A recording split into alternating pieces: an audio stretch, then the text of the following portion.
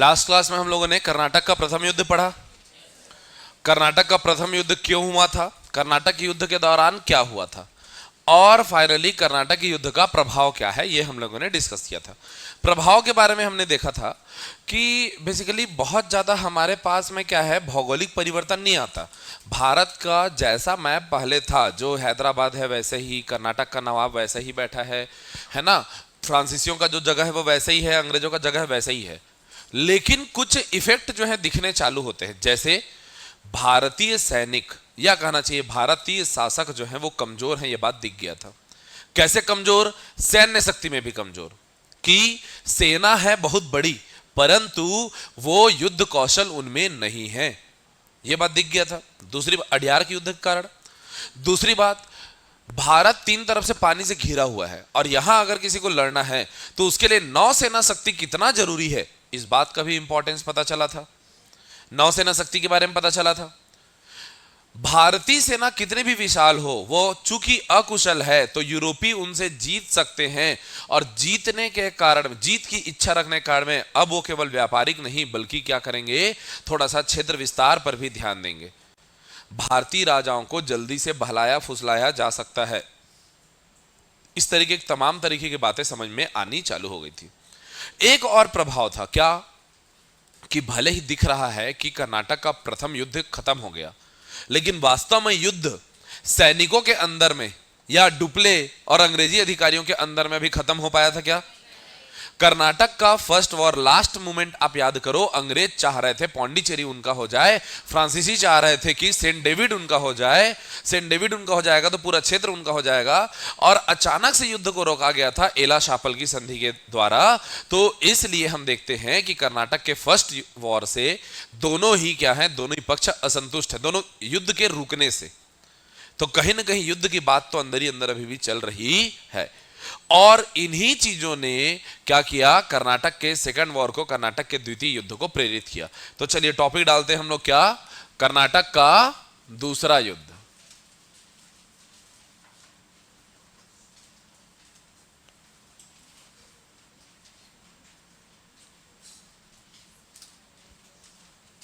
कर्नाटक का युद्ध सेकंड कब से कब तक चलने वाला है? ये 1749 से 1753 तक चलने वाला है। ठीक है, कर्नाटक का दूसरा युद्ध अगर हम देख रहे हैं तो सबसे पहले समझते हैं कि इस युद्ध के कारण क्या क्या थे। कारणों पर चर्चा करना बहुत जरूरी है। कारण समझ में आ जाए तभी तो हम बोलेंगे कि हाँ युद्ध हो रहा है, ठीक ठीक हो रहा है, क्या है कैसा है। और कर्नाटक के युद्ध की बात चल रही है तो जाहिर सी बात है हमारे पास में थोड़ा मानचित्र होना चाहिए दक्षिण भारत का। दक्षिण भारतीय क्षेत्र में चीजें चल रही हैं, इधर का बस ये वाला क्षेत्र है हमारा, ये ध्यान में रखना है हमको। ठीक है, अगर मैं यहां पर पुराना थोड़ा सा अगर चर्चा कर लूं तो हम जानते हैं कि इनमें से यहां पर एक जगह है, नाम है क्या हमारे पास है, मद्रास में। मद्रास में कौन सा जगह? Saint George Fort. Saint George Fort किसका है ये? अंग्रेजों का, हाँ कि ना। वहीं दूसरी तरफ यहां पर नीचे में भी इनका एक जगह है, नाम है इसका सेंट डेविड वाला भी प्लेस, सेंट डेविड फोर्ट भी किसका है? अंग्रेजों का। समझ में आ रही बात? दूसरी तरफ यदि हम फ्रांसीसियों की बात करें तो फ्रांसीसियों को क्या क्या मिल गया था यहां पर? एक तो सेंट थॉमे इनका है, किसका? फ्रांस का। दूसरा यहीं पर पौंडीचेरी या पुदुचेरी इन्हीं का है, मैं पुदुचेरी ही लिख रहा हूं, ये इनका है। नीचे में यहां पर कराईकल भी इन्हीं का है, क्या यहां पर? कराईकल भी फ्रांसीसियों का है। ठीक है, जहां का काम है हम वहां की बातें लिख रहे हैं, बाकी चीजों को अभी लिख नहीं रहे हैं। ठीक है बात। अब चूंकि कर्नाटक के युद्ध में इनडायरेक्टली कहीं न कहीं इन्वॉल्व थे कौन? हमारे कर्नाटक और हैदराबाद का क्षेत्र, तो इनके बारे में भी देख लेते हैं। यहां कहीं पर हम हैदराबाद के बारे में देखते हैं। थोड़ा सा हैदराबाद के एक्चुअल लोकेशन से थोड़ा ऊपर हो गया है लेकिन काम चला लो। हैदराबाद में उस समय शासक था कौन? हैदराबाद का क्या बोला जाता था? निजाम। तो यहां पर शासक था, नाम है इसका आसफ जाह निजाम उल मुल्क। आसफ जा निजाम उल मुल्क।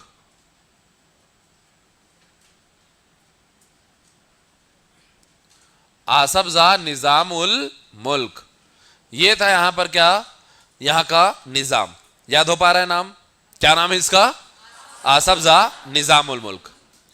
आसफ जा निजाम उल मुल्क के बाद में स्थिति थोड़ी सी बदलती है। स्थिति क्या बदलती है? तो आसफ जा निजाम उल मुल्क के वास्तव में 3 उत्तराधिकारी बन जाते हैं। एक का नाम है, यहां पर ध्यान रखेंगे, एक भाई साहब का नाम है नासिर जंग। क्या नाम है जी? नासिर जंग। ठीक है। दूसरे वाले का नाम है मुजफ्फर जंग।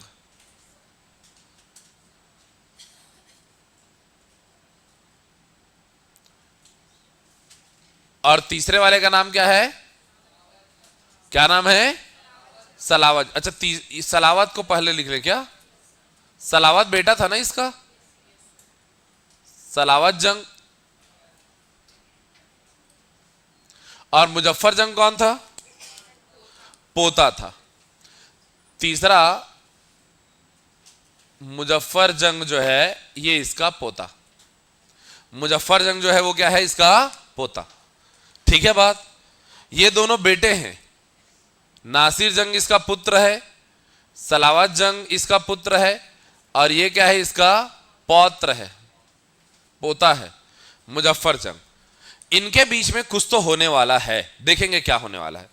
दूसरी तरफ अगर हम देखें कर्नाटक के क्षेत्र को, तो कर्नाटक में भी कुछ ऐसी स्थिति बन रही है। कर्नाटक में कौन हुआ करता था भाई?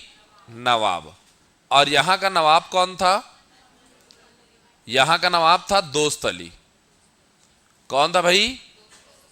और दोस्त अली के बाद में यहां का उत्तराधिकारी था, नाम है उत्तराधिकारी का, क्या नाम है उत्तराधिकारी का जी?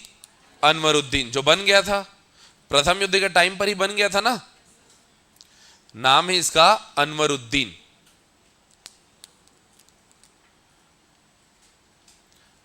अनवरुद्दीन। डुप्ले ने कूटा था इसको अच्छे से, इसे सैनिकों को जी, मतलब इसी को आग थोड़ी मारेगा।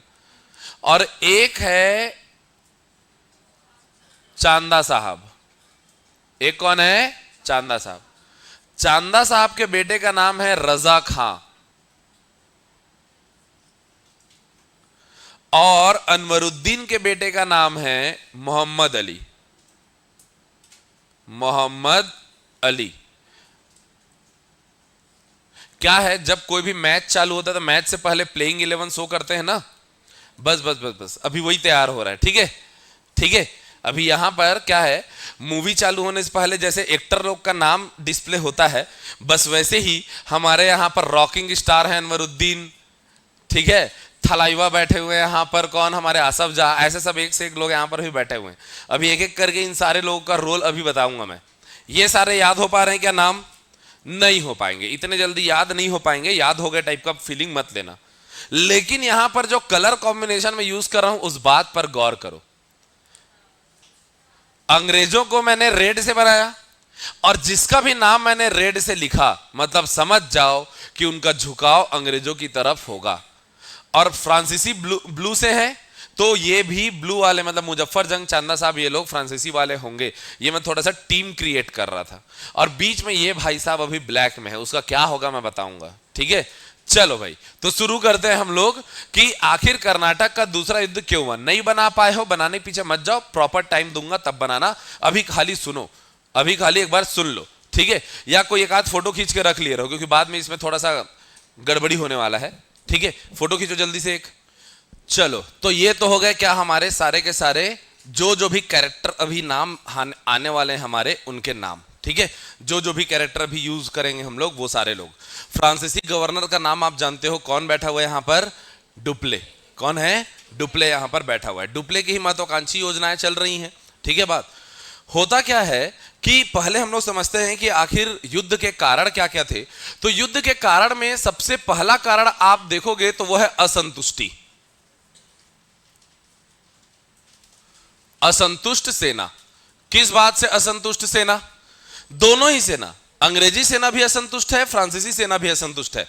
दोनों के दोनों चाह रहे हैं या सोच रहे हैं कि हम विजय हासिल कर सकते थे, लेकिन हमें विजय हासिल करने से रोका गया। यह असंतुष्टि का भाव, समझ में आ रही बात। दूसरा कारण, आसफ जाह की मृत्यु।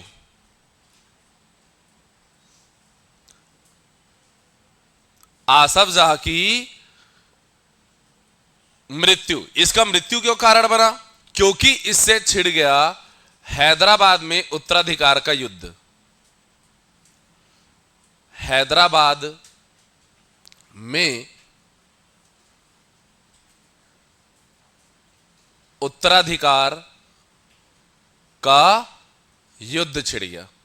हैदराबाद में क्या छिड़ गया? उत्तराधिकार का युद्ध। अब आखिर आसफ जाह के बाद में उसका पुत्र नासिर जंग बनेगा, या उसके नासिर जंग को चैलेंज किया कि इसने मुजफ्फर जंग ने कि नहीं मैं उत्तराधिकारी बनूंगा। सलावत जंग कुछ नहीं बोल रहा है, इसलिए इसको ब्लैक में रखे हम लोग। क्या बोला? नासिर जंग जो है ये असली उत्तराधिकारी बन रहा है, जबकि मुजफ्फर जंग चाहता है कि वो बने, नासिर जंग ना बने। तो उत्तराधिकार का युद्ध जो है ये कैसे कर्नाटक युद्ध को प्रेरित करता है? यहां पर साफ तौर पर आप देख सकते हो, रेड कलर से मैंने बनाया है। मैं यहां पर आपको शो करना चाह रहा हूं कि नासिर जंग के पक्ष में अंग्रेज आ गए और मुजफ्फर जंग के पक्ष में फ्रांसीसी आ गए। वास्तव में डुप्ले ही इसका पूरा करता धरता है। अभी कहानी स्टार्ट करूंगा मैं तो बताता हूं। तीसरा कारण भी यही कुछ था, कर्नाटक में उत्तराधिकार का युद्ध। कर्नाटक में उत्तराधिकार का युद्ध। कर्नाटक में कैसे उत्तराधिकार का युद्ध आया? आपस में गृह युद्ध इनका चल रहा था, इसको हवा मिला। क्या? अनवरुद्दीन हार गया था एक बार, किससे? फ्रांसीसियों से। अनवरुद्दीन के सपोर्ट में कौन है भाई? अंग्रेज। और ध्यान देना, ये जो अनवरुद्दीन है वो दोस्त अली का पुत्र है, और ये जो चांदा साहब है वो है दामाद। इसका दामाद चांदा साहब चाहता था कि अनवरुद्दीन लायक नहीं है तो गद्दी पर कौन बैठे? वो खुद बैठे। तो यहां पर चांदा साहब और अनवरुद्दीन करके दो टीम बढ़ गया, यहां पर नासिर जंग और मुजफ्फर जंग करके दो टीम बढ़ गए। ध्यान देना, आसफ जाह किसी टीम में नहीं था, वो अपना शासन चल रहा है, दोस्त अली वाली बात अलग है। यहां पर नासिर जंग और मुजफ्फर जंग, और यहां पर अनवरुद्दीन और चांदा साहब, बेसिकली एक एक जन फ्रांस से और एक एक जन किससे मिल गए? अंग्रेजों से। तो पूरा क्रिएट हो रहा है। अब धीरे धीरे से समझ में आ रहा है, स्टेप बाय स्टेप इस चीज को समझते जाओ। ये सारी चीजें चल रही हैं। इसके बाद में क्या होता है? इसके बाद में एक और कांड रहेगा। यहां पर कांड होता है कहां? तंजौर में। कहां होता है कांड? तंजौर। तंजौर या तंजावुर का भी उत्तराधिकार का युद्ध इसके लिए बहुत हद तक क्या है? तंजौर क्षेत्र इसके लिए तंजौर की अस्थिरता ये एक बड़ा कारण बनता है। कैसे? इसके लिए थोड़ा सा पीछे जाके कहानी को समझना पड़ेगा। याद करो, फ्रांसीसी जो है, मैं जब फ्रांसीसी पढ़ा रहा था मैंने बोला था कि फ्रांसीसी हमारे फ्रांसिस मार्टिन के बाद में वो लोग शांत रह गए थे। 1707 में क्या हो गया? उसकी मृत्यु। और 1707 में उसकी मृत्यु के बाद में फ्रांसीसी गवर्नर कोई ढंग से आया नहीं और सब कुछ शांतिपूर्वक चल रहा था। इवन मसूलीपट्टनम सूरत की फैक्ट्री बंद हो गई थी उनकी। बाद में फिर आते हैं दो चार लोग और आते हैं, जिसमें से एक नाम है ड्यूमा का। किसका नाम? ड्यूमा। डुप्ले से पहले ड्यूमा आया। और हमने देखा 1724-26 तक वो जो है माहे, और 38-39 में 39 में जाकर के कराईकल को पा लेता है। कराईकल को पाने के पीछे एक कहानी है। कहानी क्या है सुनो। यहां पर जो तंजौर का क्षेत्र है, तंजौर में गृह युद्ध चल रहा था। वहां का राजा कौन बने, इसके लिए ड्यूमा ने तंजौर के शासक को मदद किया। किसको मदद किया भाई? तंजौर के शासक को यहां पर मदद किया। चूंकि इसने तंजौर के शासक का मदद किया, किसने? ड्यूमा ने, फ्रांसीसी ने। फ्रांसीसियों ने मदद की थी, इसलिए तंजौर के शासक ने 1738 में हुआ था गृह युद्ध। कब हुआ था? 1738 में फ्रांसीसी ने मदद की, और मदद के बदले उनको 1739 में मिल गया कराईकल। क्या मिल गया भाई? कराईकल। ये बहुत खुश रहे। लेकिन ऐसी एक कहानी फिर से हो जाती है 1749 में। 1749 में अंग्रेजों ने मदद कर दिया। वहां के गृह युद्ध को समाप्त करके वहां का राजा निर्धारित किसने कर दिया? अंग्रेजों ने। और अंग्रेजों ने जैसे ही यहां पर मदद किया, इनको अंग्रेजों को जो है 1749 में देवी कोटाई मिल जाता है। वहीं पर का एक और क्षेत्र मिल गया, क्या? देवी कोटाई। यहां पर हम लिखेंगे, यहां पर जो है एक क्षेत्र मिल गया, इनको नाम लिख देते हैं इसका देवी कोटाई। अब देवी कोटाई का क्षेत्र किसको मिल जाना? अंग्रेजों को मिलना। ये फ्रांसीसियों को, खास करके डुप्ले को चुभेगा कि नहीं चुभेगा? तो ये सब देखो आग में घी डालने काम कर रहे हैं सब। क्या? पहले ही सेना असंतुष्ट है, असंतुष्ट सेना है, और यहां पर अब टीम बनना चालू हो गया है। और उस टीम में एक कांड हो गया, तंजौर के शासक का निर्धारण, या कहना चाहिए वहां के राजनीतिक अस्थिरता में मदद किया अंग्रेजों ने, इसलिए अंग्रेजों को देवी कोटाई का क्षेत्र प्राप्त हुआ। देवी कोटाई का क्षेत्र प्राप्त होने से डुप्ले हो गया आग बबूला। अब डुप्ले प्लानिंग करना चालू करेगा। कारण समझ में आया कि नहीं आया? हाँ कि ना? यह तात्कालिक कारण बनेगा, लेकिन तात्कालिक कारण से पहले की चीजों को भी जानना जरूरी है। तो अब देखते हैं कि आखिर घटनाक्रम क्या क्या हुआ। घटनाक्रम को जानना बहुत जरूरी है। घटनाक्रम समझ रहे हो? घटनाक्रम कब कब क्या क्या हुआ। तो जैसे ही पता चलता है किसको? डुप्ले भाई साहब को। फ्रांसीसी मतलब हमेशा मैं क्या बोलता रहूंगा, घटनाक्रम में जाने से पहले ध्यान देना, फ्रांस का लीडर कौन है यहां पर? डुप्ले। कौन है भाई? डुप्ले। अंग्रेज बदलते रहेंगे। अभी एक अंग्रेज का नाम मैं बताऊंगा, सैंडर्स और क्लाइव, लेकिन एक टाइम के बाद, अभी नहीं। 50 में आएगा सैंडर्स, अभी नहीं है। तो सुनो, डुप्ले को जैसे ही पता चला कि भाई यहां पर हो गया है उसके साथ थोड़ा सा धोखा छल, और डुप्ले इसलिए क्या करता है, डुप्ले जो है संधि करता है। डुप्ले ने जो है क्या किया, मुजफ्फर जंग को अपनी तरफ किया, चांदा साहब को अपनी तरफ किया, और इस तरीके से उसने एक टीम बना लिया। किसने टीम बनाया? डुप्ले ने। किसने टीम बनाया? डुप्ले ने। तो टीम का नाम क्या है? ध्यान देंगे, टीम है हमारा डुप्ले प्लस मुजफ्फर जंग प्लस चांदा साहब।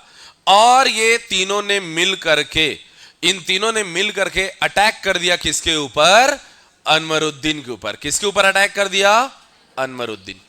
अनवरुद्दीन वो व्यक्ति है जो अंग्रेजों के पक्षधर है, और अनवरुद्दीन वास्तव में अंग्रेजों का पक्षधर नहीं था, वो तो बेचारा डुप्ले से मार खाया हुआ आदमी है ना।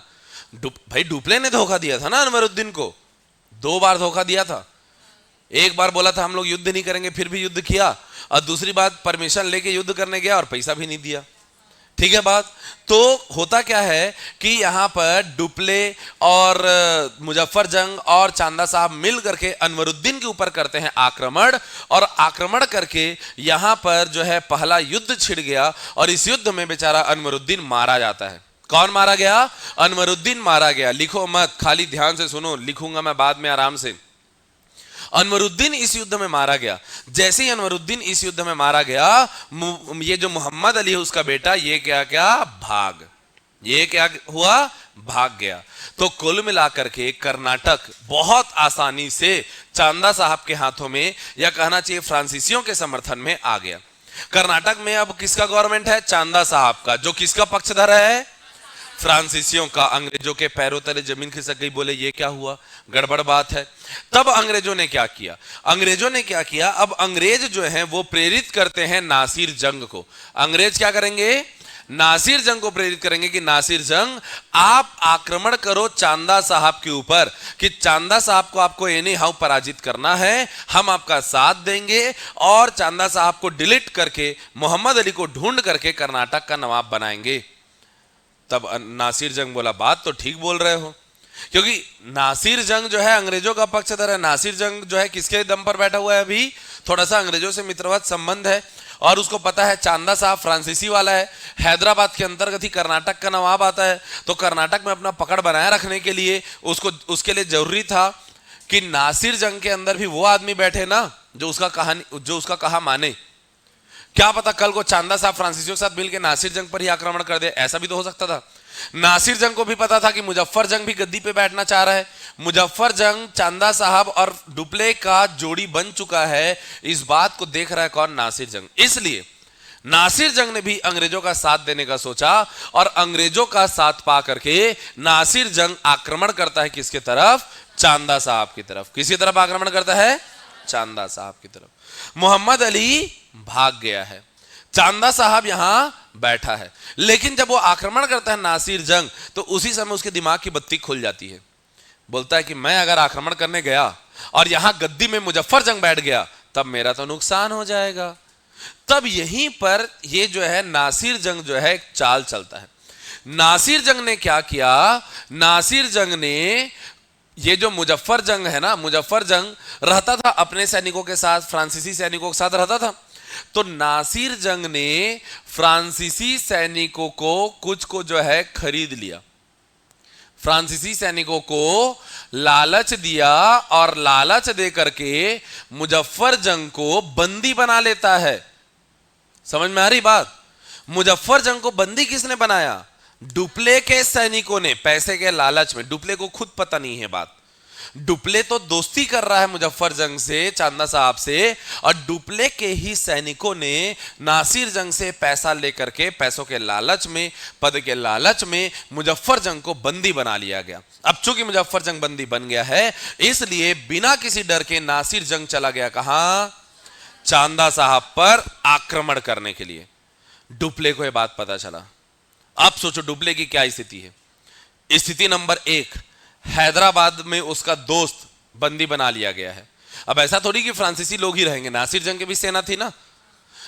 तो नासिर जंग मुजफ्फर जंग को बंदी बना लिया है। दूसरी तरफ उसका दूसरा दोस्त चांदा साहब, उसके ऊपर अटैक हो रहा है। अटैक कौन कर रहा है? अंग्रेज और नासिर जंग। तो छोटी मोटी सेना नहीं थी। अब डुप्ले मुजफ्फर जंग को बचाए या चांदा साहब को बचाए? बताओ क्या करेगा वो डुप्ले? एक अधिकारी के सामने ऐसे कई बार समस्या आती है, क्या करना चाहिए? सोचो आप, डुप्ले को क्या करना चाहिए? एक तरफ उसका दोस्त बंदी बना हुआ है, दूसरी तरफ चांदा साहब कांप रहा है कि इतनी बड़ी सेना आ रही है, मैं क्या करूं? किसके पास जाना चाहिए उसको? किसके पास? चांदा साहब के पास। पक्की बात? नहीं गया वो गया नासिर जंग के पास। इसीलिए तो डुप्ले डुप्ले है, कूटनीतिज्ञ है। तुम्हारे ऐसा विद्यार्थी थोड़ी है। क्या है वो? बड़ा कूटनीतिज्ञ। वो गया नासिर जंग की तरफ और नासिर जंग के सैनिकों को खरीद लिया और नासिर जंग के सैनिकों को खरीद करके नासिर जंग की हत्या करवा दिया। प्रॉब्लम को जड़ से मिटाओ, अगल बगल कहां भाग रहे हो? समझ में आ रही बात? समझ रहे हो डुप्ले कितना बड़ा खतरनाक आदमी निकल रहा है? डुप्ले ने क्या किया? ना वो इसके पास भागा ना इसके पास भागा, वो सीधे समस्या की जड़ पे भागा। और जड़ अंग्रेज नहीं है, जड़ वो तो केवल क्या बैकअप प्लान है। जड़ कौन है? नासिर। अंग्रेजों ने कर्नाटक पर हमला किया, सुनने में कितना गंदा लग रहा है। अंग्रेजों ने हैदराबाद पर, ऐसा इल्जाम अंग्रेज और फ्रांसीसी लेना नहीं चाहते थे, इसलिए वो सामने में किसी राजा को रखते थे और पीछे से लड़ते थे। तो अगर नासिर जंग को ही डिलीट कर दिया जाए, समस्या खत्म। जैसे ही नासिर जंग की हत्या हो गई, चांदा साहब खुश। समझ में आई बात? चांदा साहब अब खुश। अरे अब क्या खतरा है जी उसके जिंदगी में? मोहम्मद अली भाग गया है, चांदा साहब गद्दी पर है, नासिर जंग निपट गया है। अब डुप्ले बड़े ही बाजे गाजे के साथ बारात निकालता है किसका? मुजफ्फर जंग का। मुजफ्फर जंग एक किले में कैद था और मुजफ्फर जंग को वो बाजे गाजे के साथ भेज रहा था कहां? हैदराबाद मतलब, और उसकी होनी थी क्या यहां पर? ताजपोशी। हैदराबाद में यहां पर निजाम कौन बनने वाला था? मुजफ्फर जंग। बड़ा ही खुश है कौन? डुप्ले। रो रहे हैं कौन? अंग्रेज, क्योंकि अंग्रेज के दोनों लोग डिलीट हो गए। दोनों क्या हैं? पिक्चर से बाहर हो गए हैं। अंग्रेज कुल मिला के पिक्चर से बाहर, डुप्ले जीत रहा है। इसी टाइम लेकिन एक कांड हो जाता है। कांड यह होता है कि डुप्ले जो है मुजफ्फर जंग को, एक फ्रांसीसी सैनिक है, नाम है उसका बुस्सी, कैप्टन बुस्सी जो है, ये कैप्टन बुस्सी के साथ में जा रहा होता है मुजफ्फर जंग। कैप्टन बुस्सी इसको लेकर के जा रहा होता है, लेकिन समस्या यह हो जाती है कि कुछ अंग्रेजी सैनिक आकर के मुजफ्फर जंग की हत्या कर देते हैं।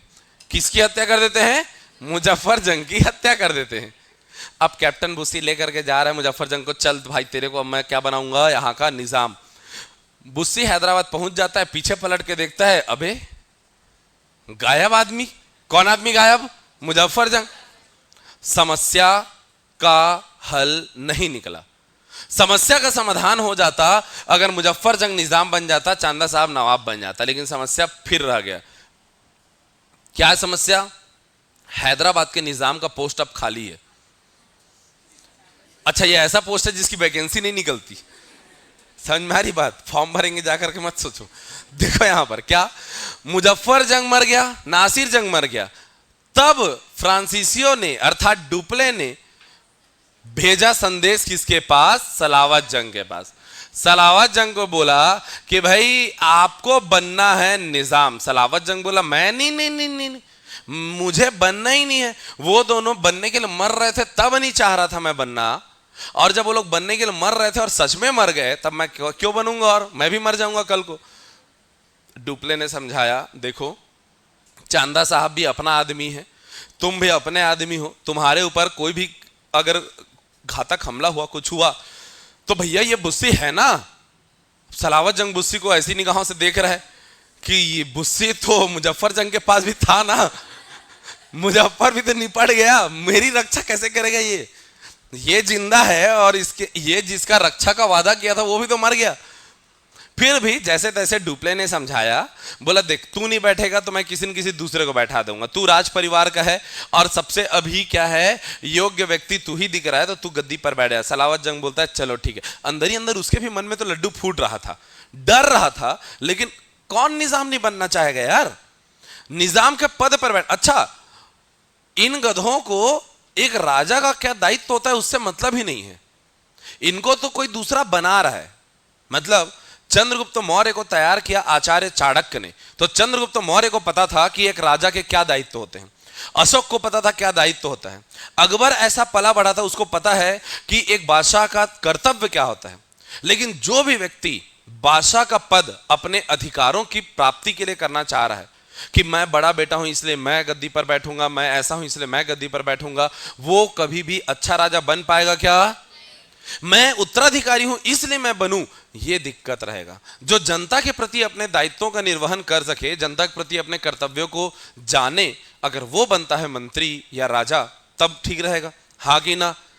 तो यहां पर सलावत जंग क्या हुआ, वो डुप्ले के कहने पर अब गद्दी पर बैठेगा और गद्दी पर बैठते हुए बहुत सारा उपहार देगा। देखो चांदा साहब भी बहुत सारा उपहार दिया था, पुदुचेरी के पास 80 गांव दिया था उसने डुप्ले को। 80 गांव क्या होता है? 80 गांव तो पौंडीचेरी का साइज ही कितना बड़ा हो गया, आप सोचो। दूसरी तरफ सलावत जंग उसने ये पूरा उत्तरी सरकार का तट वगैरह सब दे दिया फ्रांसीसियों को, जाओ ऐश करो। वो सोना चांदी भर भर के दे रहा है, तुमने मुझे निजाम बनाया, मैं तुम्हें ये दूंगा वो दूंगा। तो बढ़िया जो है डुप्ले ने सलावत जंग को बैठा दिया, डुप्ले ने चांदा साहब को बैठा दिया, अंग्रेज हो गए क्या? पस्त। अब कुल मिलाकर के 1 साल तक ये पूरी कहानी चलती है। कब? 1749 से 1750 तक, 1750 तक। और 1750 में फिर एक नया गवर्नर आता है अंग्रेजों का, उसका नाम है सैंडर्स। तो सैंडर्स यहां पर पहुंचता है और सैंडर्स यहां पर पहुंच करके अब वो अपनी नई नीति लाएगा। लेकिन इससे पहले कि उसकी नीति को जाने, मैं एक बार फिर से इस कहानी को सुनाता हूं लिखते हुए। अब मेरे साथ साथ में एक बार आप लोग लिखना। घटनाक्रम, सबसे पहली घटना हमने क्या देखी यहां पर कि डुप्ले और उधर से मुजफ्फर जंग और इधर से चांदा साहब, ये बन जाते हैं एक टीम और ये करते हैं क्या? आक्रमण। किसकी ओर आक्रमण करेंगे? लिख लो, किसकी ओर आक्रमण करेंगे? अनवरुद्दीन। किसकी तरफ आक्रमण करेंगे? अनवरुद्दीन। लिख लो, आक्रमण किया अनवरुद्दीन के ऊपर।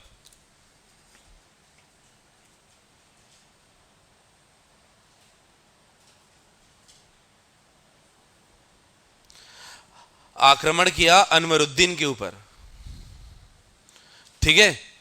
इसे ही अंबुर का युद्ध कहते हैं, लिखेंगे, इसे ही अंबुर का युद्ध कहते हैं। यही जो युद्ध है, पहला युद्ध जो चालू हुआ, यही है अंबुर का युद्ध। अंबुर का युद्ध। और बात है ये 1749 की। 1749 हुआ क्या है इसमें? अनवरुद्दीन मारा गया और इसका पुत्र अली भाग गया। बहुत इंपॉर्टेंट है ये बताना, आगे चल के काम आएगा ये। दूसरा कारनामा क्या होता है, दूसरा स्टेप क्या हुआ फिर? अंग्रेजों ने प्रेरित किया किसको? नासिर को। किसके लिए प्रेरित किया? चांदा साहब पर आक्रमण के लिए। चांदा साहब पर आक्रमण, चांदा साहब पर आक्रमण, ऐसा लिखेंगे।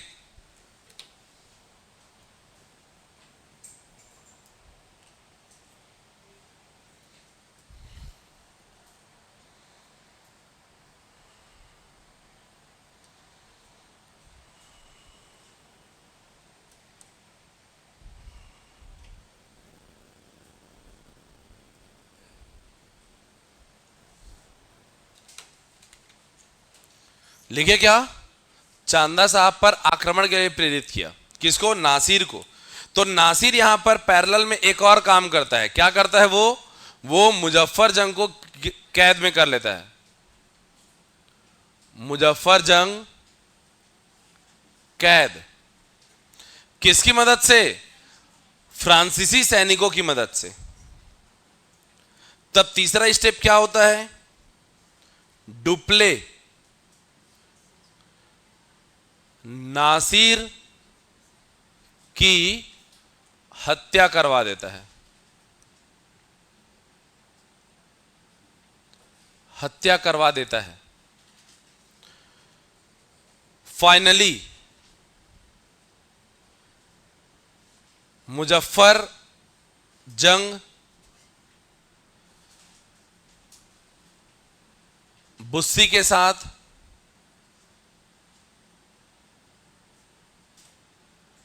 हैदराबाद जा रहा है,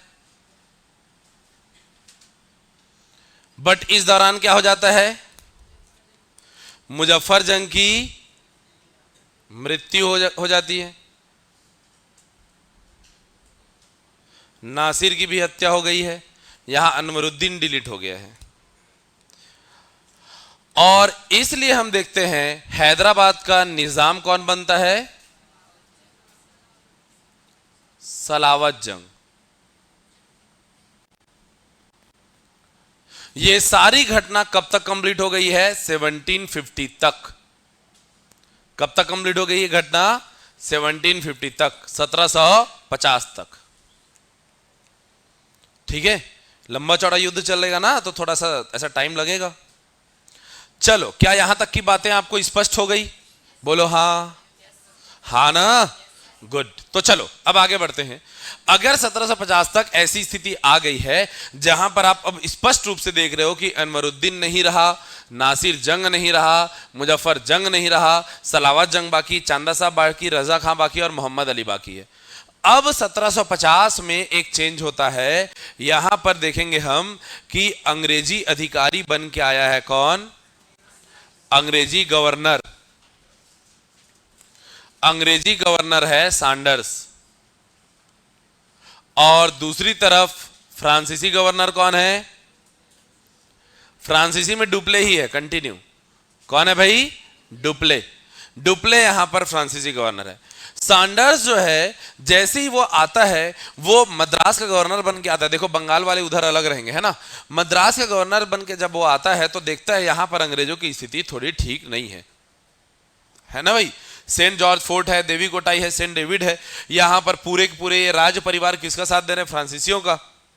ये देख के सैंडर्स को बुरा लगता है।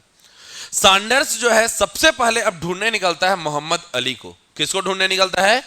मोहम्मद अली को ढूंढने निकलता है कि भैया कर्नाटक का नवाब बनने का जो एक उम्मीदवार बाकी है, पहले उसको तो ढूंढा जाए। तो कर्नाटक का नवाब बनने के लिए कौन है अभी जिंदा? मोहम्मद अली। वो मोहम्मद अली को ढूंढता है, ढूंढ के निकालता है, बैठाता है अपने पास, बोलता है तुमको नवाब बनना है। बोले वही चक्कर में मेरा बाप मर गया, अब तुम क्या चाह रहे हो?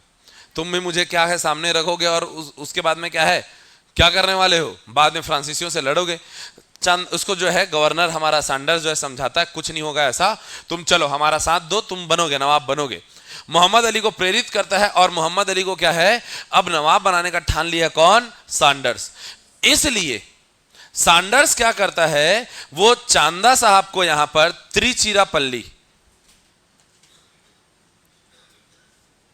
त्रिचिनापल्ली में तिरुचिरापल्ली का घेराव करता है।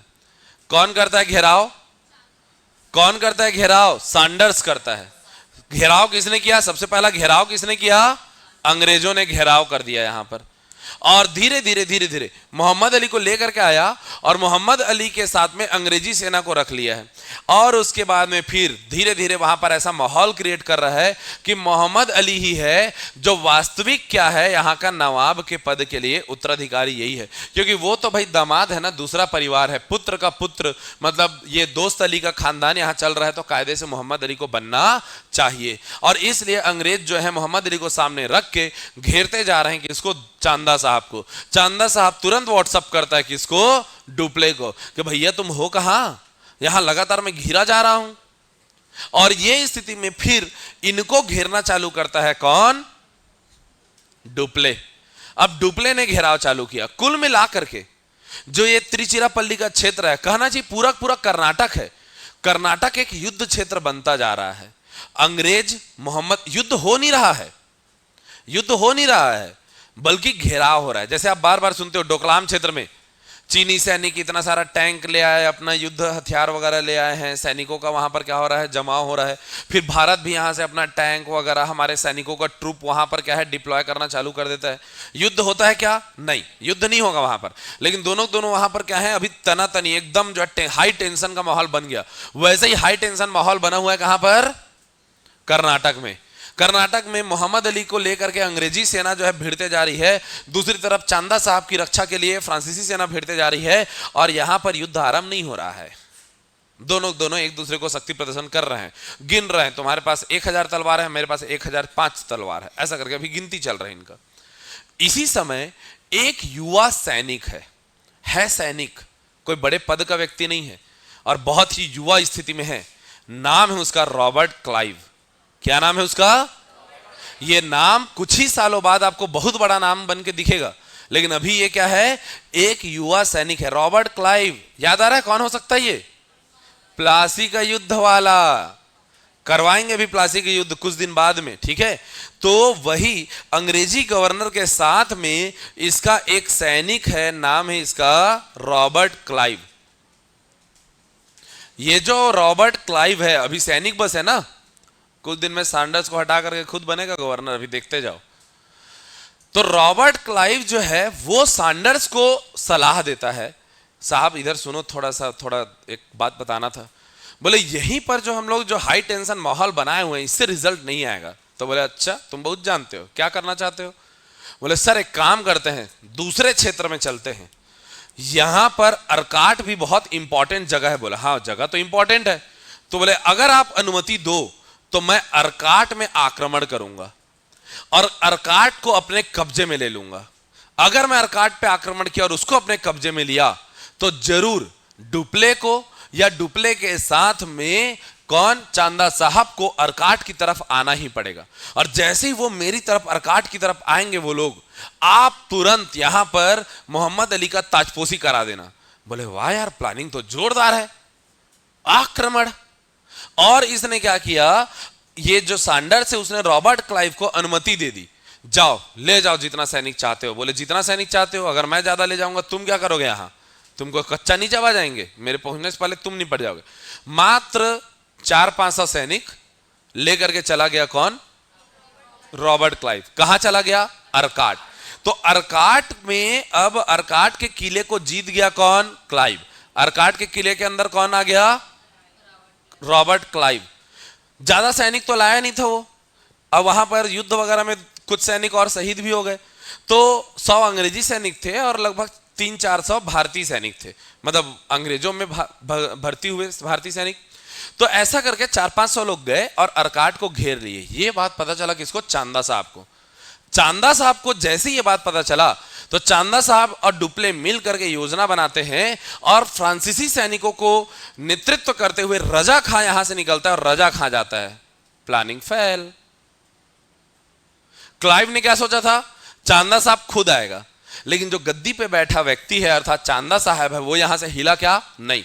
उसने अपने बेटे रजा खां को भेजा अब फ्रांसीसी सैनिकों के साथ, और रजा खां जाके वहां क्लाइव के सैनिकों को जो धोता है भाई साहब। रजा खां फ्रांसीसी सैनिकों के साथ में अर्काट पहुंचा और अर्काट जाकर के उसने क्लाइव की कमर तोड़ दी। क्लाइव किले के अंदर बंद है लगभग 53 दिन तक, 53 डेज तक, लगभग बिना किसी गोला बारूद के, बिना खाना पानी के, मतलब थोड़ा बहुत जो बचा खुचा उसी में काम चला रहा है। 53 डेज का घेराव कर दिया किसने? ये रजा खान ने। लेकिन और क्लाइव, उसके सैनिक भी मरते जा रहे हैं, राशन भी खत्म हो रहा है, गोली बारूद खत्म हो रहा है, सब मरते जा रहे हैं। क्लाइव जिंदा बचा रहा, क्लाइव जिंदा बचा रहा और क्लाइव टिका रहा किसके सामने? रजा खां के सामने। जब ये बात पता चली यहां पर किसको? सैंडर्स को। सैंडर्स बोला प्लानिंग तो ठीक था, थोड़ी सी मिस्टेक हो गई। सैंडर्स फिर यहां से अंग्रेजी सेना भेजता है कैप्टन लॉरेंस के नेतृत्व में। कैप्टन लॉरेंस वहां पहुंचता है और लॉरेंस जाकर के यहां पर फ्रांसीसियों को और रजा खां को खूब धोता है। अंदर में कौन बैठा हुआ है? क्लाइव। लेकिन क्लाइव बेचारा क्या है, 53 डेज तक वहां टिके रहना वो इंपॉर्टेंट है। कुछ भी हो जाए किले के अंदर नहीं घुसने दिया उसने, किसको? फ्रांसीसियों को। तो कुल मिलाकर के अर्काट पे अंग्रेजों का ही कब्जा रहा और ये लोग बाहर से उसका घेराव करते रहे। पीछे से आ गई लॉरेंस अर्थात अंग्रेजों की सेना, और अंग्रेजों की सेना ने फ्रांसीसियों को भी धोया और वहां से रजा खां भागा भागा भागा भागा जा रहा है। जब वहां से वो भागता जा रहा है, फाइनली अंग्रेजों ने रजा खां को कैद कर लिया और उस वहां के फ्रांसीसी सैनिकों को कैद कर लिया। और फिर उसके बाद क्लाइव को थोड़ा 2-4 केला वेला खिलाए वो लोग, बोले अब ठीक लागत है दऊ। और जैसे ही क्लाइव बोला कि हाँ अब मैं तैयार हूं दोबारा युद्ध के लिए, तो फिर लॉरेंस और क्लाइव वो लोग अर्काट से दोबारा आते हैं और यहां आकर के देखो यहां की क्या स्थिति बनी हुई है। यहां पर फ्रांसीसी अंग्रेजी सेना एकदम भिड़े हुए हैं ना आमने सामने। ये दोनों के दोनों पहुंचते हैं, क्लाइव, लॉरेंस और फ्रांसीसी सेना को धोना चालू करते हैं। अब युद्ध चालू हुआ महाभयानक वाला, और इस युद्ध में अंततः डुप्ले जो है वो उसको पीछे हटना पड़ता है। चांदा साहब मारा जाता है, रजा खां मारा जाता है और मोहम्मद अली बन जाता है क्या? नवाब। मोहम्मद अली क्या बन जाता है? नवाब। थोड़े से कॉम्प्लिकेशन जरूर हुए, लेकिन रॉबर्ट क्लाइव की जो चाल थी, जो योजना थी, वो सफल हुई। हुई कि नहीं हुई भाई? वापस उसका प्लानिंग ये था कि चांदा साहब इधर आएगा और उसको हम लोग मार देंगे, या अगर वो उसको ना भी मार पाए तो मोहम्मद अली गद्दी पे बैठा देंगे। लेकिन थोड़ा सा कॉम्प्लिकेशन हुआ, उसको वापस आके यहां पर मारना पड़ा। लेकिन चांदा साहब भी मर गया, रजा खां भी मर गया, नवाब कौन बन गया? मोहम्मद अली नवाब बन गया। अब अंग्रेजों के सांस में सांस आई। लेकिन असंतुष्टि का भाव किसके मन में होगा? अब डुप्ले जो है वो पागल सांड की भांति अब जो है वो क्या करेगा? अब वो आक्रमण करेगा। डुप्ले फिर से अपने राजकोष से बहुत बड़ा रकम निकलवाता है, 2.5 लाख पाउंड करीबन निकलवाता है, और नए सैनिकों को भर्ती करता है, बढ़िया सा अपना युद्ध क्या है अस्त्र शस्त्र तैयार करता है और कर्नाटक को घेर लेता है। कर्नाटक को घेर करके, बात है कि कब की? 1753 की, 1752-53 की। ये डुप्ले जो है पूरा घेर लेता है कर्नाटक को। कभी अंग्रेज फ्रांसीसी को हरा रहे हैं, कभी फ्रांसीसी अंग्रेज को हरा रहे हैं। दोनों एक दूसरे को साल भर तक हराते रहे, लड़ते रहे, लड़ाते रहे। कर्नाटक का नवाब मोहम्मद अली बना हुआ है जो कि अंग्रेजों का है। हैदराबाद का निजाम सलावत जंग बना हुआ है, और सलावत जंग के साथ हमेशा खड़ा रहा है कौन? कैप्टन बुस्सी। वो हमेशा उसके साथ है, उसकी रक्षा के लिए। इस तरीके से यहाँ फ्रांस, यहाँ अंग्रेज, लेकिन कर्नाटक में अंग्रेज और फ्रांसीसी साल भर तक लड़ते रहे। लड़ाई में एक चेंज था, लेकिन लड़ाई में एक छोटी सी विशेष बात थी। बात यह कि अंग्रेज मुंबई से, कलकत्ता से अच्छा खासा भर भर के रकम भेजते थे ब्रिटेन, और यहां का वो लोग जमींदारी भी पा गए थे, तो इसलिए थोड़ा बहुत पैसा खर्च करते थे यहां के युद्ध में। लेकिन डुप्ले कमाता कहीं से नहीं था, अपने देश से पैसा ला ला करके यहां लड़ रहा था। फ्रांसीसी गवर्नमेंट बोली, अबे तुमको वहां भेजा गया है व्यापार करके लाभ कमाने के लिए, और तुम वहां उल्टा यहीं से पैसा मांग मांग के जा रहे हो और वहां लड़ रहे हो। भाई तेरे लड़ाई का कोई अंत होगा कि नहीं होगा? लड़ाई का अंत होगा कि नहीं होगा? अब ये वाली बात आ गई, ये वाली बात आ गई, समझे बात को? हागे ना। अंग्रेजों के साथ क्या बेनिफिट है? उनके पास में कार्यालय, मुख्यालय और उप मुख्यालय बहुत सारे, कमाई के साधन बहुत सारे हैं। लड़ाई एक जगह चल रहा है जिस पर वो लोग लड़ाई पे खर्चा करने के बाद भी अपने देश पैसा भेज रहे हैं, लेकिन डुप्ले को अपने देश से पैसा मंगा मंगा के यहां पर क्या करना पड़ रहा है? युद्ध करना पड़ रहा है। ये बात फ्रांसीसी सरकार कब तक झेलती यार, कब तक झेलती? और वहां पर फ्रांस अंग्रेज अलग लड़ रहे हैं। कहीं ना कहीं वो लोग जानते थे कि हम दोनों ही क्या हैं, 19-20 हैं। अचानक से कोई जीत जा रहा है, अचानक कोई हार जा रहा है, लेकिन पैसा हमारा ही खर्चा हो रहा है ना, समझ रहे हो बात को? तो उस स्थिति में भाई युद्ध करना ठीक नहीं है। तो डुप्ले को अल्टीमेटम भेज देते हैं कि तुम इतने दिन में ये सारा शांति समझौता वगैरह कर लो, वरना वापस आ जाओ। डुप्ले जो है, मैं तो जीत के रहूंगा के चक्कर में, भाई बड़ा कूटनीतिज्ञ है, राजनीतिज्ञ है, वो अपनी कूटनीतियों से आगे बढ़ रहा था, लेकिन समस्या हो गई, फ्रांसीसी गवर्नमेंट डुप्ले को वापस बुला लेता है। फ्रांसीसी गवर्नमेंट ने क्या किया? फ्रांसीसी गवर्नमेंट ने डुप्ले को वापस बुलावा भेज दिया। बोले नहीं हो पाएगा, तुमसे नहीं हो पाएगा, बहुत दिन रह लिए तुम, चलो वापस एकदम दौड़ के आओ।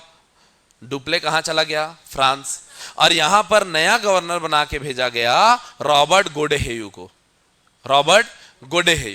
रॉबर्ट गोडेहेयू यहां पर आया। गोडेहेयू ने देखा कि यहां पर की स्थिति बड़ी गंभीर बनी हुई है, युद्ध का कोई अंत नहीं दिख रहा है, तो उसने जो है क्या किया? अंग्रेजों को पत्र लिखा कि हम शांति समझौता करना चाहते हैं, आप सभी इनवाइटेड हैं हमारे क्षेत्र, छोटा सा क्षेत्र पौंडीचेरी में, और होती है पौंडीचेरी की संधि। और इस संधि में फिर से वही सारी बातें होती हैं, क्या कि फ्रांसीसी और अंग्रेजी सेना एक दूसरे के जीते हुए क्षेत्र एक दूसरे को वापस कर देंगे, एक दूसरे के बंदियों को एक दूसरे को वापस कर देंगे और चुपचाप अपने अपने क्षेत्र में रहेंगे। यहाँ पर जो हैदराबाद है वो सलावत जंग फ्रांसीसियों का मित्र बना हुआ है, कर्नाटक का नवाब मोहम्मद अली अंग्रेजों का मित्र बना हुआ है। जो जैसी स्थिति में उसको वैसी छोड़ दो, बस तलवार चलाना छोड़ दो, गोली बारूद छोड़ दो।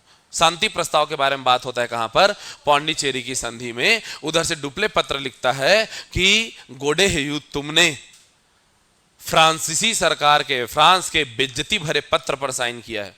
यह फ्रांस की बेइज्जती है कि तुम ये शांति समझौता कर रहे हो। ऐसा किसने स्टेटमेंट दिया था? डुप्ले ने। लेकिन गोडेहेयू की यहां की मजबूरी अलग बनी हुई थी। तो इस प्रकार कर्नाटक का युद्ध समाप्त होता है। समझ में आई बात? कर्नाटक का युद्ध, दूसरा युद्ध समाप्त होता है। अभी युद्ध कहां समाप्त हुआ है? कर्नाटक का दूसरा युद्ध किस प्रकार समाप्त होता है? फिर से एक बार, जैसा कि हमारी आदत है, हम फिर से शुरू करेंगे। कौन बन के आया यहां पर? मैंने बोला सैंडर्स। और सैंडर्स ने क्या किया? मोहम्मद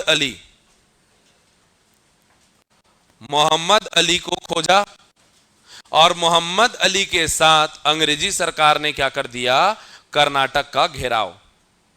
कर्नाटक का घेराव ये चल ही रहा है। बाद में इसी में क्या होता है भाई? डुप्ले अर्थात फ्रांस ने भी किया घेराव। यही देखा था हमने, हां कि ना? फिर उसके बाद में क्या होता है? क्लाइव के नेतृत्व में अर्काट का घेरा। क्या हो गया यहां पर? अर्काट का घेरा।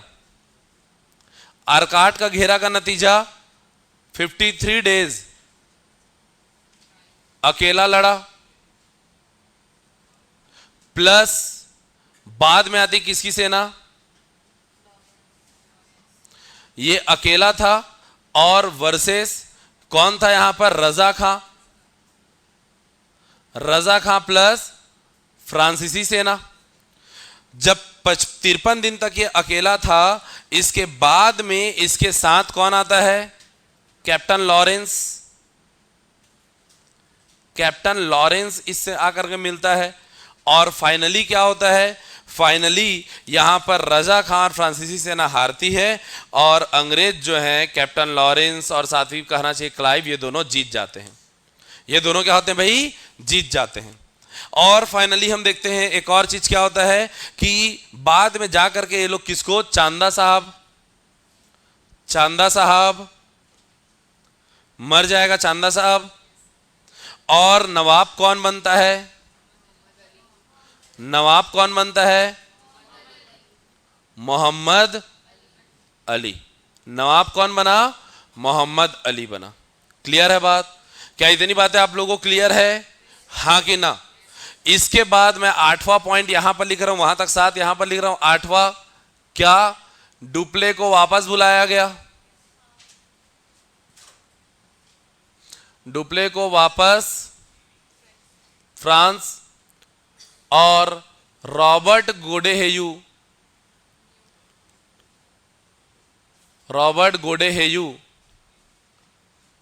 नया फ्रांसीसी गवर्नर बन के आया। और वो युद्ध नहीं किया, उसने किया क्या? सीधे पुदुचेरी की संधि या पौंडीचेरी की संधि।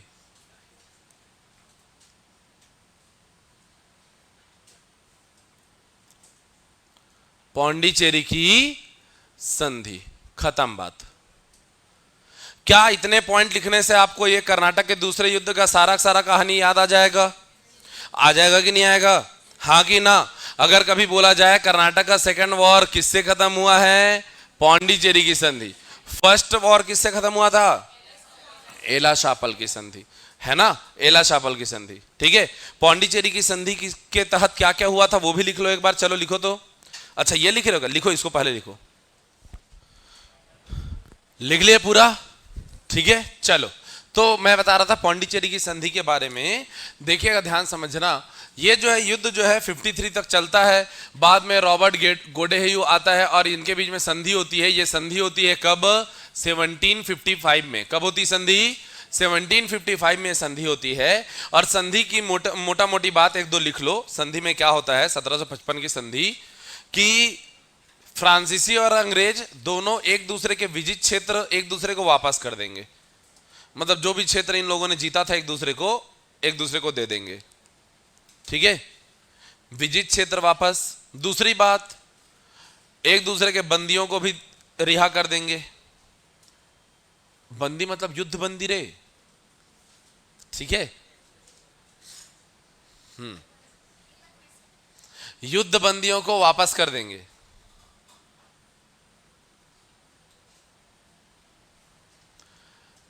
भारतीय राजाओं द्वारा दिए गए समस्त उपाधि इत्यादि का त्याग करेंगे। पद उपाधि का त्याग कर देंगे। भारतीय राजाओं द्वारा दिए गए समस्त पद व उपाधियों का त्याग करेंगे।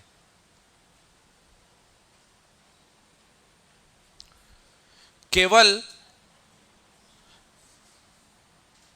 कैप्टन बुस्सी हैदराबाद में रहेगा। हैदराबाद में कैप्टन बुस्सी बना हुआ है, उसको लेकर के चर्चा नहीं की है लोग। बोले ठीक है, रहने दो उसको, ठीक है। बाकी फिर से वही वाली बात कि कर्नाटक के युद्ध से पहले जैसी स्थिति थी, बोले वापस से उसी स्थिति में फिर आ जाएंगे।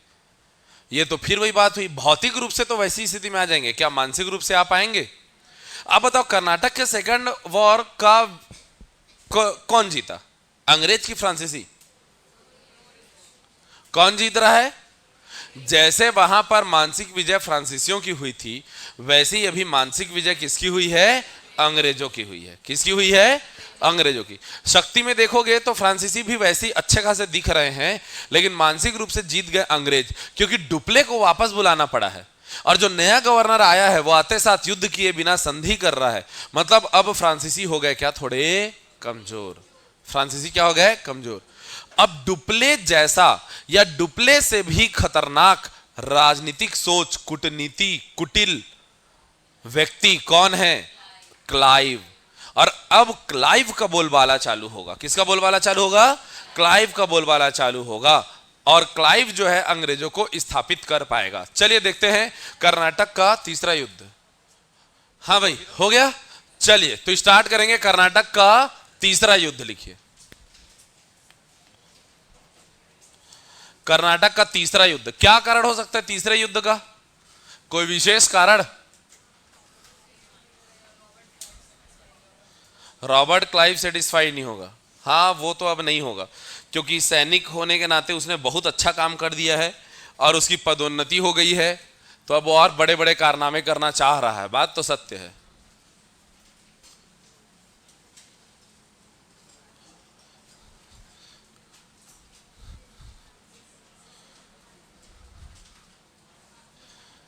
क्लाइव अब खाली सैनिक नहीं है, क्लाइव की पदोन्नति हो गई है, ठीक है। अब वो कर्नल क्लाइव बन रहा है, ठीक है। कर्नाटक का युद्ध तीसरा,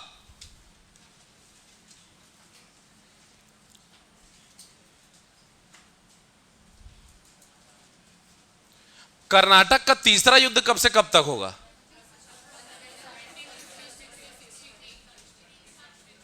1763 तक चलेगा ऐसा। भारत में बाद में चालू होगा। कर्नाटक का तीसरा युद्ध का ना एक छोटा सा और भी कहानी है, लेकिन उसको जानने से पहले देखो भारत की स्थिति को।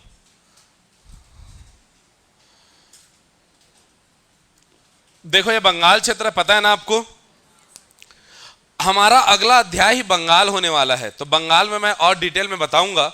लेकिन फिलहाल चूंकि हमको कर्नाटक के युद्ध के बीच में पड़ेगा, इसलिए आपको बता दूं कि 1757 में 1757 में हो चुका है प्लासी का युद्ध। क्या हो चुका है? कब क्या हुआ, कैसे हुआ, वो इसके बारे में मैं आप लोगों को पढ़ाया नहीं हूं अभी, ठीक है। इसलिए प्लासी के युद्ध के बारे में बहुत ज्यादा डिस्कस अभी नहीं कर रहा हूं मैं। बस इतना जान लो कि एक युद्ध हुआ और उस युद्ध के परिणाम स्वरूप यहां का जो नवाब है, नवाब का नाम था यहां पर सिराजुद्दौला। नवाब कौन था यहां पर? सिराजुद्दौला था, मैं सिराज लिख रहा हूं। नवाब सिराज वर्सेस अंग्रेजी अधिकारी नाम है क्लाइव। वैसे तो केवल क्लाइव नहीं था, वॉटसन भी था, एडमिरल वॉटसन भी था फिलहाल, लेकिन बड़ा नेता कौन था? क्लाइव। तो क्लाइव यहां पर जीत हासिल कर चुका है और यहां बंगाल में क्लाइव का गधा कहा जाने वाला मीर जाफर नवाब बन गया है। कहने का मतलब, मैं ये वाक्य क्यों लिखवा रहा हूं, प्लासी के युद्ध का महत्व इतना ज्यादा था कि बंगाल का नवाब क्लाइव का गधा कहलाता था। इस हद तक का उसके मीर जाफर उसकी बात मानने वाला था। एक्चुअल में क्लाइव ने मीर जाफर के साथ मिल करके षड्यंत्र करके सिराजुद्दौला को पराजित किया था और जाफर को अपने दम पे गद्दी पर बैठाया था। मतलब जाफर को इस गिलास से ऐसे पानी पीते रहता तो क्लाइव उधर चिल्लाते थे, सीधे हाथ से पानी पियो, तो सीधे हाथ से पानी पीता था। समझ में आ रही बात? इस हद तक का बता दिया गया है किसको? मीर जाफर को। चलो देखते हैं कि ऐसी क्या स्थिति है। फिलहाल हमारा टारगेट क्या है ये समझना। क्या समझना?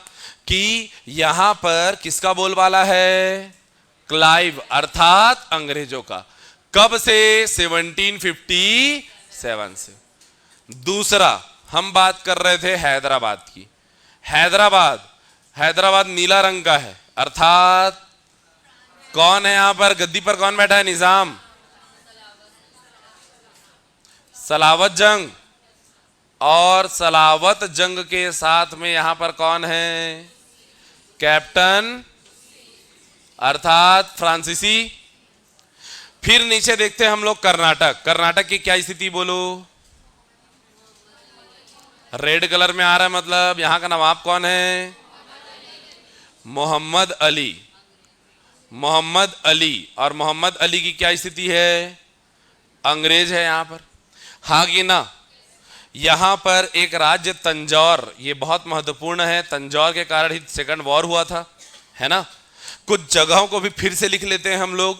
जैसे हमें पता है मद्रास, किसका है मद्रास? अंग्रेजों का।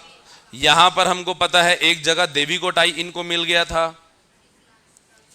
हमको पता है यहीं पर का कौन सा जगह? सेंट डेविड, ये भी किसका है?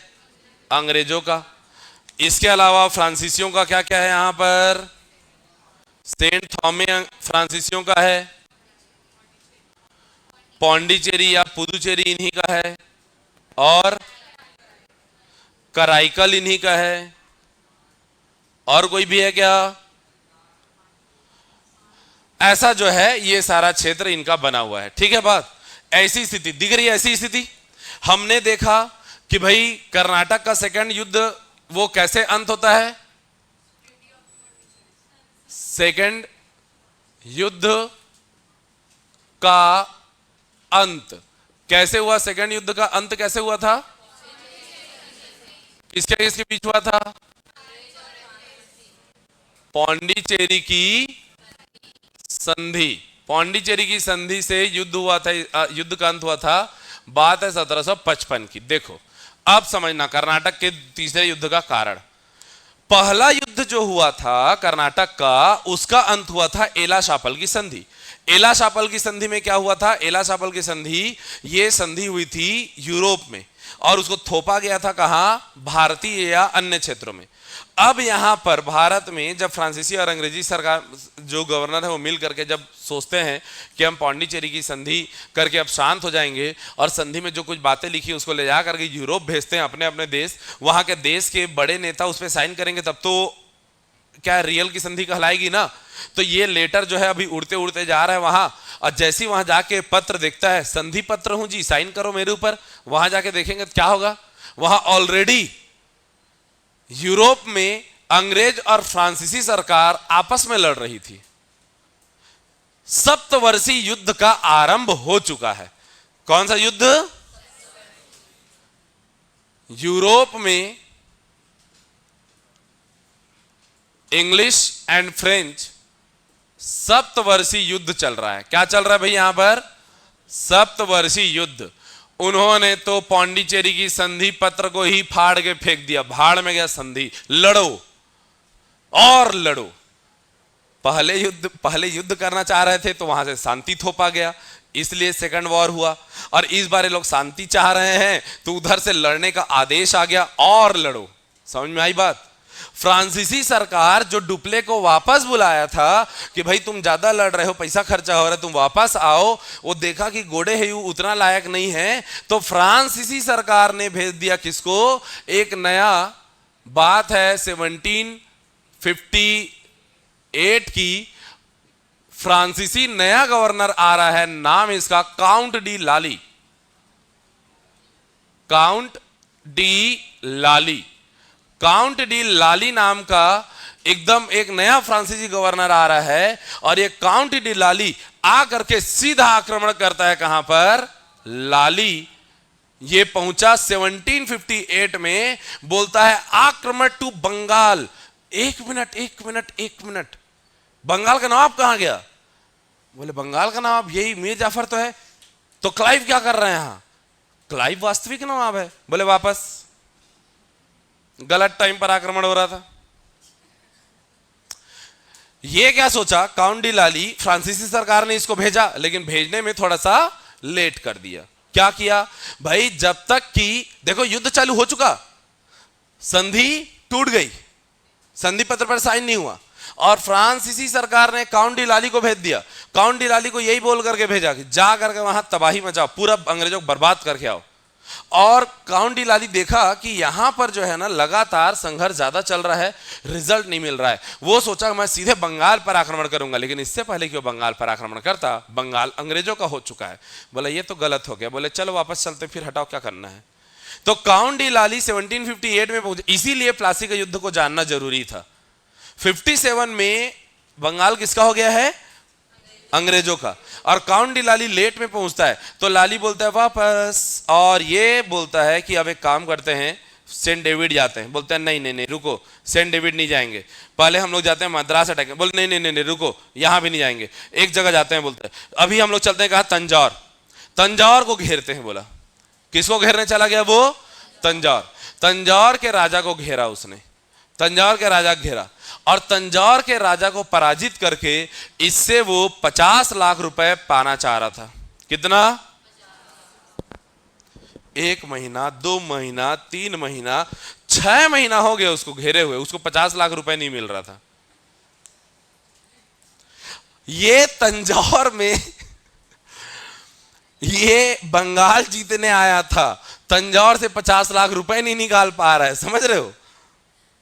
और फिर अंग्रेजों को पता चला कि एक नया गवर्नर आया है फ्रांसीसी, और उसकी ऐसी योजना, ऐसी योजना चल रही है। मतलब वो कभी मद्रास पर, कभी सेंट डेविड पर, इधर उधर जो है वो क्या करना चाह रहा है? आक्रमण। इस बीच ये जो है सेंट डेविड को जीत लेता है कौन? लाली। सेंट डेविड को जीत लिया है लाली, और तंजौर पर घेरा डाले हुए है। अंग्रेजों को गुस्सा आता है, बोलते हैं तुम कल के आए छोकरे, हमको डिस्टर्ब करोगे। अंग्रेजी एक बहुत बड़ी जहाजी बेड़ा जो है यहां से निकलता है, किसकी तरफ? काउंट डी लाली की तरफ। काउंट डी लाली को पता चलता है अंग्रेज उधर से, बंगाल से अंग्रेजी सेना आ रही है, तो वो बोलता है तंजौर को अब यहां से निकलो, तेरा 50 लाख के चक्कर में अपना पूरा क्षेत्र नहीं बर्बाद करूंगा। यहां से फिर ये क्या होता है? वापस जाने को होता है। ये क्या करता है, अब लाली जो है ना एक काउंटर चाल चलता है, बोलता है कि तंजौर से नहीं, अब हम एक काम करते हैं, हम मद्रास पर आक्रमण करते हैं, अब मद्रास पर कब्जा करेंगे। मद्रास पर आक्रमण कर दिया किसने? और इसके लिए उसने क्या किया, बुस्सी को बोला कि भैया हैदराबाद को कुछ नहीं होने वाला, तुम आओ, तुम भी मद्रास, तुम स्थल सेना लेकर के आओ, मैं जल सेना लेकर के आता हूं, मद्रास से अंग्रेजों को उखाड़ फेंकेंगे। अंग्रेज आ रहे थे इधर से, और इधर बुस्सी इधर आ गया। अंग्रेज बोले अच्छा मौका है, इधर चलो। बुस्सी यहां से इधर खिसक गया। अभी समझ में आ रही बात? अंग्रेजों ने क्या किया, हैदराबाद पर कब्जा कर लिया। अब हैदराबाद किसका हो गया?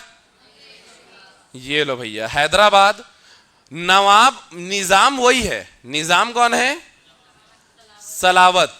सलावत जंग जो है, ये सलावत जंग, जैसी बुस्सी सलावत जंग को छोड़ के निकलता है, यहां अंग्रेजी सेना पहुंचती है, सलावत जंग के गर्दन में तलवार रखती, बोलते बहुत तेरे को निजामी चढ़ा हुआ है, बहुत साथ दे रहा था फ्रांसिस को। बोले एक मिनट सरकार, रुको तो सही, बोलो तो क्या चाहिए तुमको? बोले तू फ्रांसिस को साथ दे रहा था? बोले अरे कोई साथ नहीं दे रहा था मालिक, तुम मारोगे बोल करके वो मुझे मेरी रक्षा कर रहे थे, तो मैं उनके साथ बैठा हुआ था, और तुम बोलो ना तुम मुझसे रक्षा करोगे मेरी, मैं तुम्हारे पास बैठ जाऊंगा, कौन सा बुरा बात है, मुझे गद्दी पे बैठा रहा। अंग्रेज बोले ठीक, पक्का धोखा नहीं देगा? नहीं धोखा, मैं लड़ा आज तक कभी किसी से? बताओ तुम, मैं बनना चाहता था, तुम लोग तो जानते हो यार, वो भी मर गया, ये भी मर गया, इस चक्कर में मुझे बनाया गया था, मैं कौन सा बनना चाह रहा था? बोले हाँ बात तो तेरी सही है, तू तो कठपुतली ही है। बोले हाँ तो क्या, एक गधा वहां बैठा करके रखे हुए हो बंगाल में, तो दूसरा गधा मुझे नहीं बना पाओगे क्या तुम? मैं भी तुम्हारा गधा बनूंगा। लो, सलावत जंग क्या हो गया?